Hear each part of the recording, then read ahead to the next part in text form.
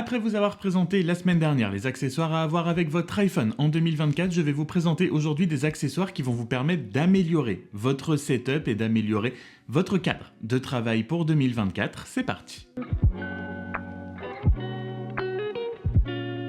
Salut tout le monde, c'est Franck et donc on va parler aujourd'hui setup et les accessoires premium que vous pouvez rajouter à votre poste de travail pour améliorer votre confort, pour que ce soit plus agréable, pour que ce soit un meilleur endroit pour vous détendre ou travailler, puisque le télétravail est un petit peu maintenant la norme, ou du moins une partie de la norme dans la semaine de pas mal de gens. Et on va commencer par un des accessoires que absolument tout le monde, j'imagine, utilise maintenant en 2024, c'est le clavier. À première vue, un clavier est un clavier et on en trouve à peu près absolument tous les prix. Les claviers custom mécaniques sont dans la catégorie des claviers un petit peu plus chers. J'en ai personnellement plusieurs qui sont tous autour d'une centaine d'euros. Alors quelle différence entre un clavier mécanique custom et un clavier qu'on va pouvoir trouver sur Amazon pour 10, 20, 30 euros? C'est qu'on va pouvoir changer les switches et les switches, c'est ça qui fait la différence de feeling de frappe. Il y en a de plusieurs catégories. Ils procurent tous une sensation différente, ils font tous un bruit différent et justement c'est ça qui est génial, c'est qu'on va pouvoir chercher lequel est le plus adapté à nous. Personnellement, un de mes combos préférés en termes de son et de feeling de frappe, c'est mon clavier Epomaker EK68. Et donc une fois qu'on trouve des combinaisons qui nous plaisent, c'est vrai que taper sur un clavier mécanique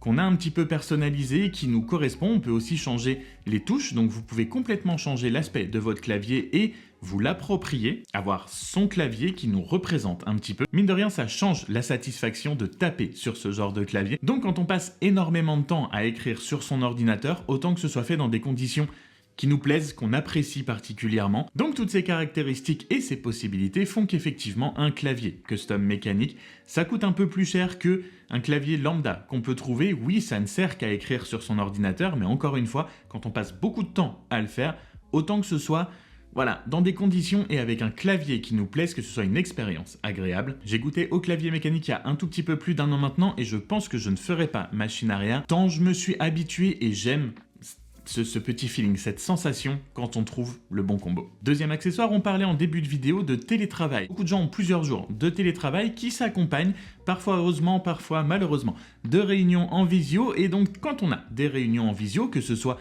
juste pour participer à une réunion ou pour l'animer, autant avoir une webcam qui soit de bonne facture, de bonne qualité, quitte à apparaître autant que ce soit dans les meilleures conditions possibles. Et pour ça, j'ai reçu il y a quelques semaines celle qui est peut-être la meilleure webcam du marché actuellement, c'est la HubSpot Tiny 2. Cette webcam a beaucoup de qualité, celle qui m'a surprise le plus déjà, c'est la qualité d'image. Elle filme en 4K, 4K 30 images secondes ou 1080p 60 images secondes, même en condition de basse luminosité. Si jamais vous avez une pièce qui n'est pas très lumineuse, l'image est quand même très belle pour une webcam. Elle doit cette belle qualité d'image, évidemment au capteur qui est à l'intérieur, qui est un gros capteur d'image, mais aussi à tous les réglages qu'on peut faire via le logiciel qu'on peut télécharger, que ce soit sur Mac ou sur PC, et à l'intérieur, il y a énormément de fonctions. Vous allez voir, on va en aborder plusieurs, mais vous pouvez régler énormément de choses sur l'image, que ce soit l'exposition, le contraste, la température, la saturation, si vous voulez que l'exposition soit compensée directement sur votre visage ou que ça prenne en compte la globalité de la pièce de ce qui est à l'image. Bref, il y a énormément de choses qu'on peut faire pour régler la qualité d'image. Deuxième gros point fort de la Tiny 2, qui je trouve devrait être quelque chose de normal sur toutes les webcams en 2024, mais ne l'est pas forcément, c'est qu'elle est montée sur des moteurs qui lui permettent de bouger sur 2 axes. C'est une caméra qu'on appelle PTZ, Pan Tilt Zoom, on viendra au zoom juste après, mais la caméra peut bouger sur 2 axes, donc de haut en bas et de gauche à droite, ce qui veut dire que vous pouvez mettre la Tiny 2 à peu près n'importe où sur votre bureau et ensuite régler dans le logiciel la position exacte que vous voulez lui donner. Et surtout, elle propose des options de tracking qui vont permettre de vous suivre pour que vous puissiez rester centré dans l'image, peu importe si vous vous déplacez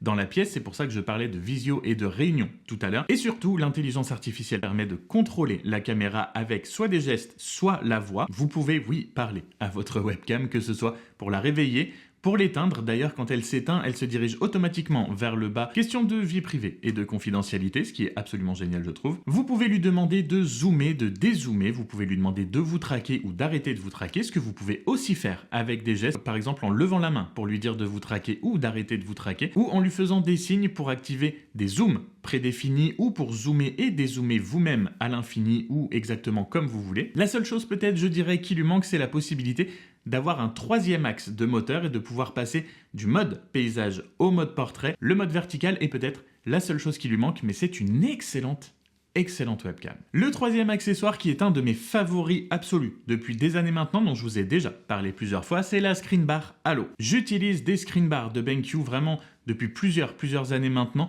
C'est quelque chose que je trouve est devenu indispensable. Mon bureau est une pièce sombre, donc une screen bar permet de réduire le contraste entre la lumière qu'émet votre écran et le noir qu'il y a derrière vous. Ça permet d'éclairer votre espace de travail devant vous, là où vous prenez peut-être des notes, où vous tapez sur votre clavier, etc. avec une très belle lumière. Une des nouveautés de la screen bar Halo par rapport à ses prédécesseuses, c'est qu'elle a aussi une lumière à l'arrière maintenant qui permet d'éclairer derrière votre écran et de réduire encore plus ce contraste. Vous avez une télécommande sans fil qui permet de régler soit la chaleur de la lumière, soit l'intensité, la luminosité globale de la lampe. Et oui, ça fait une grande différence entre quand la lumière est éteinte et quand la lumière est allumée. Et je vous assure que quand vous travaillez longtemps dans une pièce qui est un petit peu sombre devant votre écran, c'est très agréable d'avoir cette lumière. Elle est faite et étudiée pour ne pas faire de reflets sur votre écran. Ça éclaire vraiment juste la surface devant vous. La lumière est de très belle qualité. Elle est très agréable. Elle n'est pas du tout agressive. Vous n'avez pas de lumière qui vient dans les yeux. Vraiment, je ne peux plus m'en passer et je vois une énorme différence entre quand j'utilise la lumière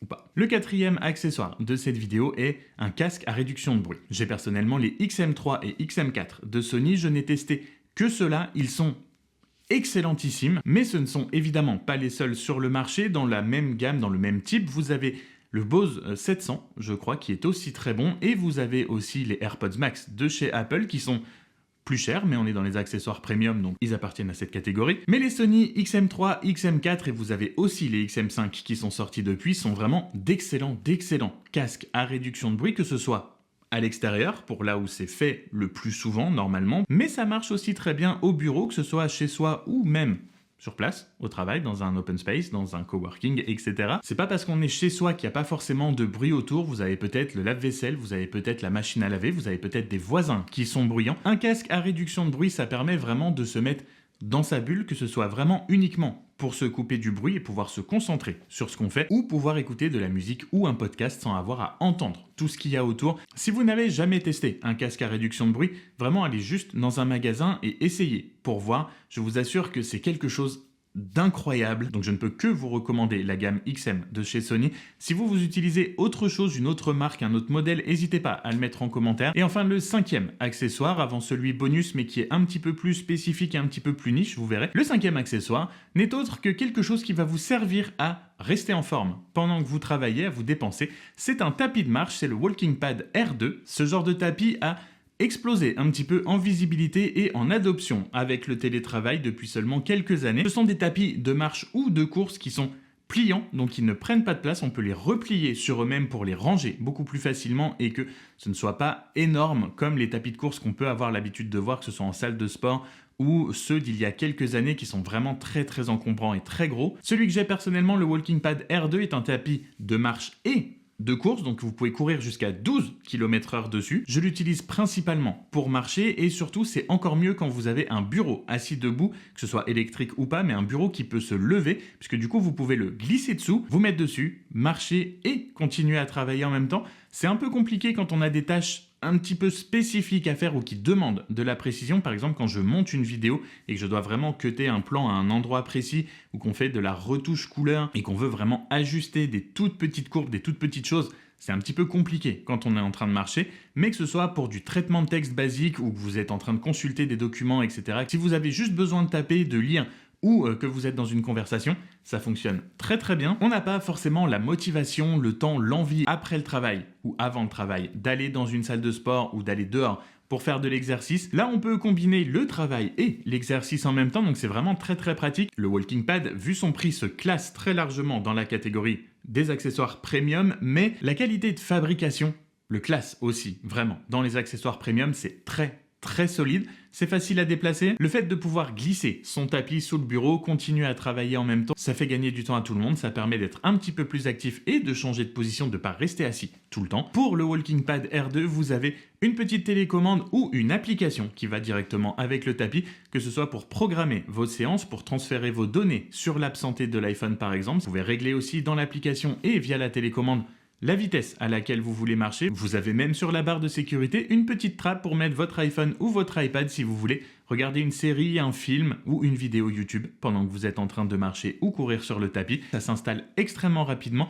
En 30 secondes, vous le branchez, vous le dépliez et vous êtes déjà en train de faire de l'exercice. Donc là, on est clairement sur de l'accessoire premium qui n'est pas indispensable, mais qui sera un excellent allié si vous voulez vous dépenser et faire un petit peu plus de sport pendant vos journées. Et enfin, dernier accessoire, le petit bonus dont je vous ai parlé, qui est un petit peu plus spécifique et un petit peu plus niche, qui ne s'adresse pas forcément à tout le monde, c'est le Loupedeck Live S. C'est à la base une petite console de streaming pour pouvoir changer de scène, pour pouvoir activer, désactiver votre micro, pouvoir créer un clip d'une simple pression de doigt, mais il s'adapte aussi à énormément d'autres applications que vous pouvez utiliser comme Final Cut, Lightroom, Photoshop, Adobe Premiere, etc., etc. Et ça vous permet d'avoir en fait énormément de raccourcis via cette petite console. Vous avez deux petites molettes que j'utilise par exemple dans Final Cut, soit pour zoomer, dézoomer ma timeline, soit pour pouvoir me déplacer dans ma timeline image par image pour pouvoir faire des cuts très précis par exemple. C'est entièrement personnalisable, vous pouvez mettre sur l'interface tactile tous les raccourcis que vous utilisez le plus, ceux que vous... Par exemple sur Lightroom, j'ai une page dédiée aux presets que j'utilise le plus souvent. D'une simple pression de doigt, j'applique le preset pour voir lequel va mieux. Sans avoir besoin de scroller toute la liste des presets, je peux utiliser les molettes pour régler la température, le contraste, l'exposition. C'est un outil extrêmement précieux qui facilite énormément le workflow. Si vous avez des applications comme celle que je viens de citer, vous pouvez utiliser le Loupedeck Live S pour avoir un accès beaucoup plus rapide, beaucoup plus visuel et beaucoup plus simple à toutes ces applications et à tous ces raccourcis. Je l'utilise personnellement énormément, il s'est très bien inscrit dans mon workflow. J'ai fait une vidéo dédiée si vous voulez aller voir un petit peu plus spécifiquement comment est-ce qu'on utilise le Loupedeck Live S et pourquoi. Voilà, ce sera tout pour moi pour aujourd'hui et cette liste de 5-6 accessoires premium pour votre setup en 2024. J'espère que vous aurez peut-être découvert certains accessoires et certains produits. Si la vidéo vous a plu, n'hésitez pas à vous abonner avant de partir évidemment. Et sur ce, comme d'habitude, prenez soin de vous. On se retrouve très vite dans une prochaine vidéo. Salut!